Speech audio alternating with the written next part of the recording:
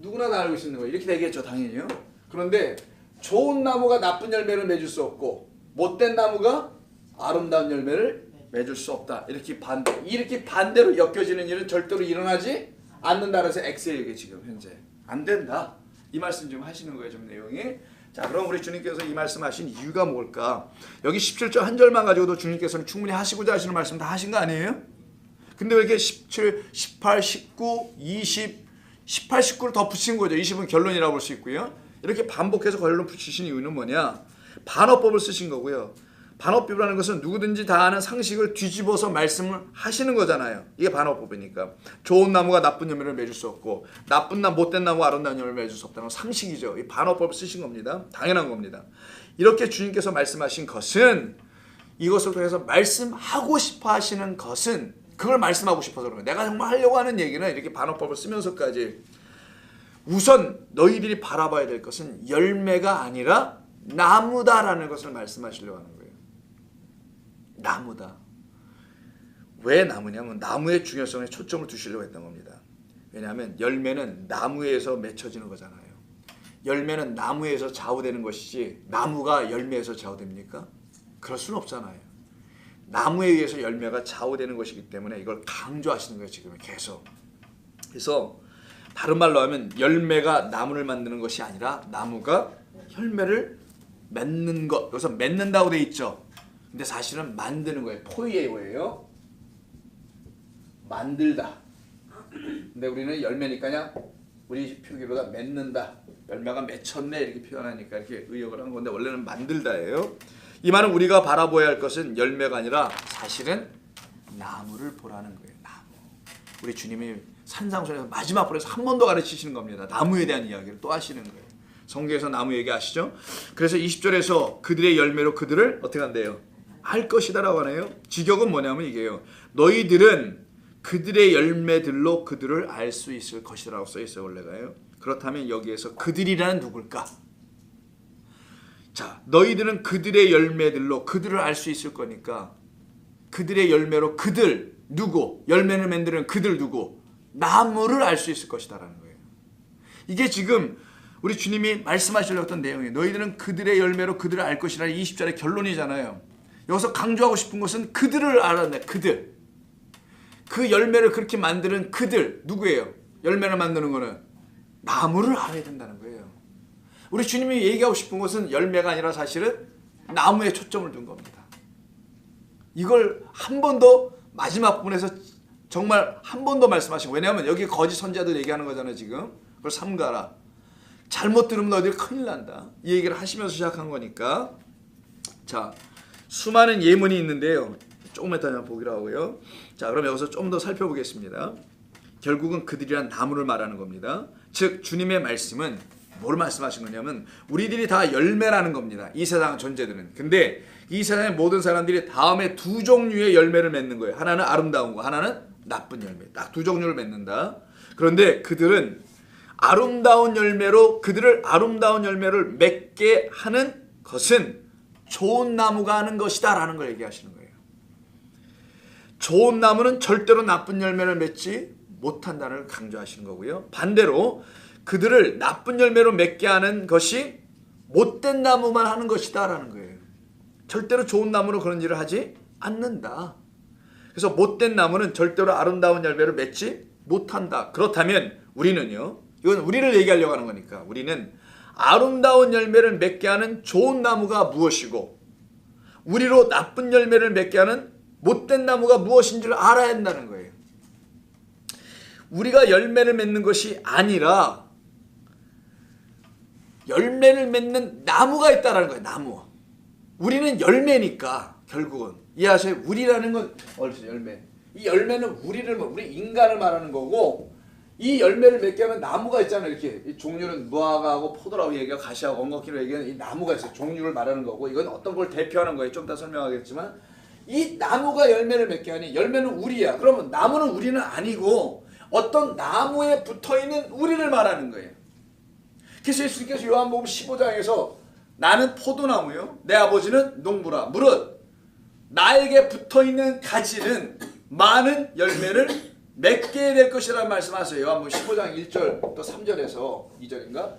자, 여기서 말씀하시는 나무로 말미암아 열매를 맺는 거예요. 그 나무는 당신 자신이에요. 사실은 그 한 그루의 나무가 있단 말이에요, 이 세상에.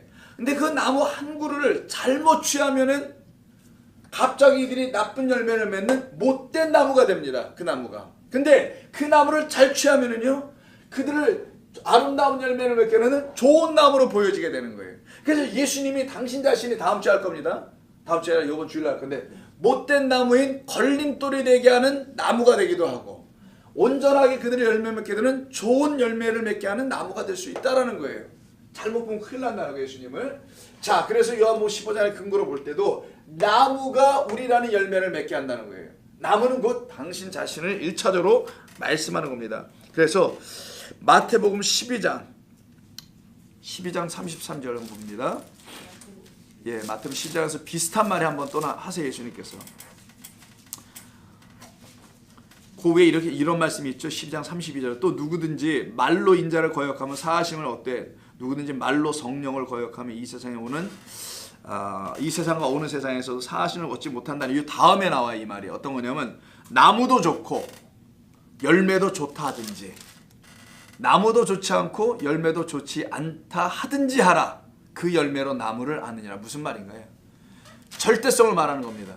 나무가 결정되면 열매는 바뀌지 않아. 그 나무 때문에 사과나무에서 사과가 열리지 배 안 열린다, 이 말이에요. 쉽게 얘기하면 나무가 좋으면 열매도 당연히 좋은 거다. 결국 열매가 먼저 좋으니 나무가 좋다 이런 말 안 하시잖아요, 주님이. 당신이 나무이기 때문에 그런 거예요.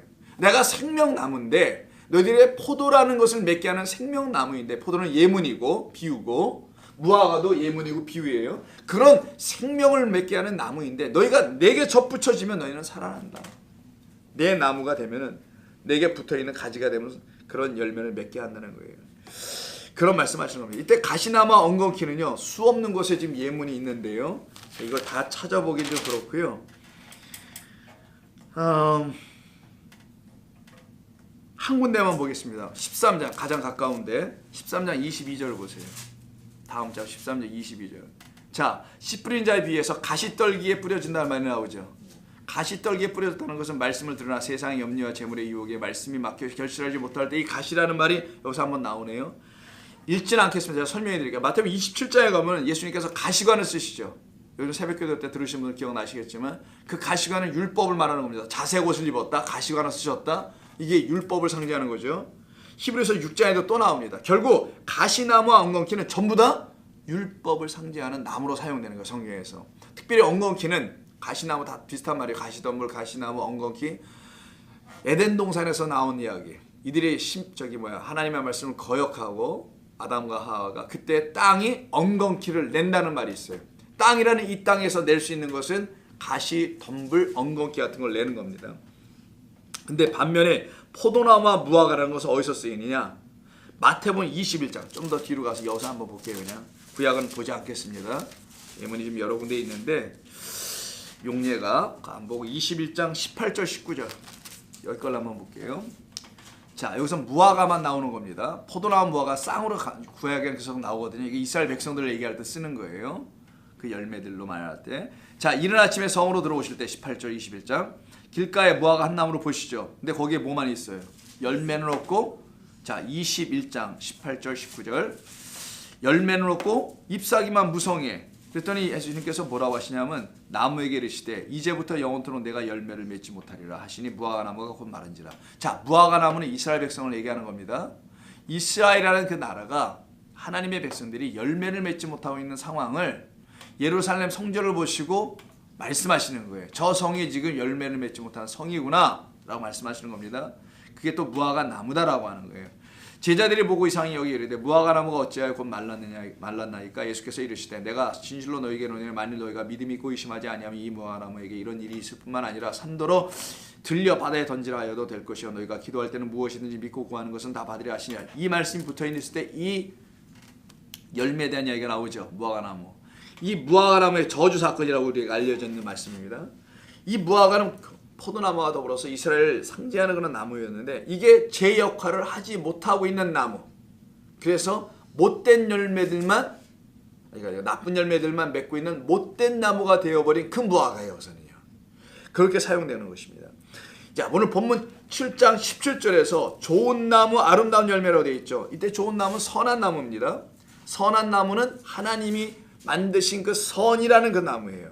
못된 나무를 한번 볼까요? 7장 17절에서요. 못된 나무는 나쁜 열매 맺는다고 되어 있잖아요. 그때 못된 나무가 아르파로스라고 그래. 죄송합니다.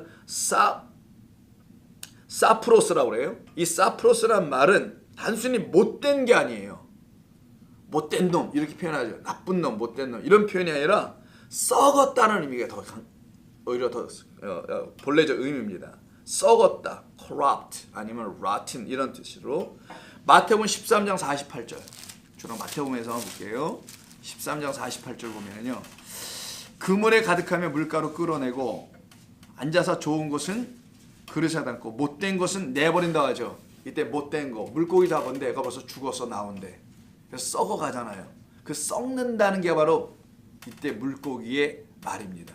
썩는 것은 썩을 양식을 먹은 존재들을 말하는 거예요. 이게 지금 성경에서 주님 말씀하시는 것은 그 썩을 양식을 먹은 것은 그 진리의 그물에 걸릴 수 없어 떠나보내는 겁니다. 떨어져 나가는 거예요. 진리라는 깨끗한 그 그물에 걸려 들어온 것들 중에 좋은 것만 추려내네요. 그렇지 않고 썩은 것들은 빼어버릴 때 이때 쓰는 게 여기서 한번 나옵니다. 자, 에베소서 4장 29절 이건 좀 봐야 돼요. 이 못된 나무와 나쁜 열매라는 게 뭘 의미하는지를 이게 거짓 선지자부터 시작된 거기 때문에 에베소서 4장 29절 좀 봅니다. 314면 에베소서 4장 29절 무릇 더러운 말은 너 입 밖에도 내지 말라. 이때 더러운 말이라고 하죠. 요게 바로 그 말이에요. 이게 더러운 말로 번역된 것이 오늘 여기서 못된 나무라는 사프로스라는 단어입니다.